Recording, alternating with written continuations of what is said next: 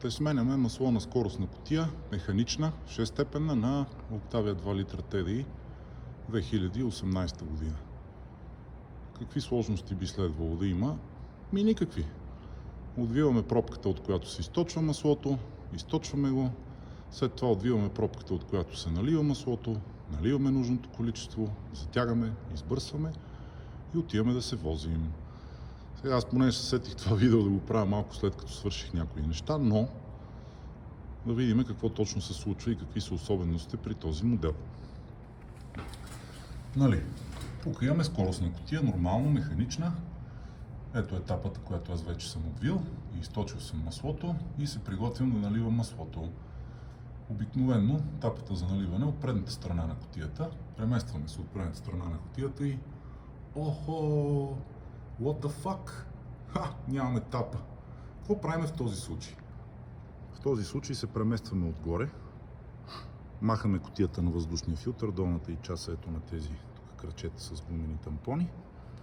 След което ето там отдолу първо колата трябва да е на неутрал задължително, да е фиксирана, да не мърда, да не шава. И долу под дупката, в която в момента е влязъл маркуча, има едно лозче. Бутайки нагоре-надолу избирача на скоростната кутия, с това лозче нацелваме положението, в което този избирач да го блокираме, да не шава, да не изпадне. След което там, където сме мушнали маркуча, отвиваме фиксатора на избирача. Пластмасов, трябва внимателно да се отвие. Ето го и него. И всъщност през дупката за този избирач, през технологичния отвор, си наливаме маслото посредством една така простичка система. Купуваме си един 10 мм прозрачен маркуч, за да виждаме какво се случва. Закачваме с една импровизирана кухичка тук за предния капак, отрязваме дъното на шишето и спокойничко си наливаме. По инструкция трябва да са 2,3 литра.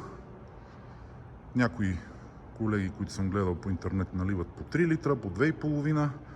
Аз реших да направя нещо по средата и сипах 2,4, защото в крайна сметка излишното масло в някакъв момент може от някъде да избие. Надявам се, съм бил полезен на някого с това. Приятна вечер!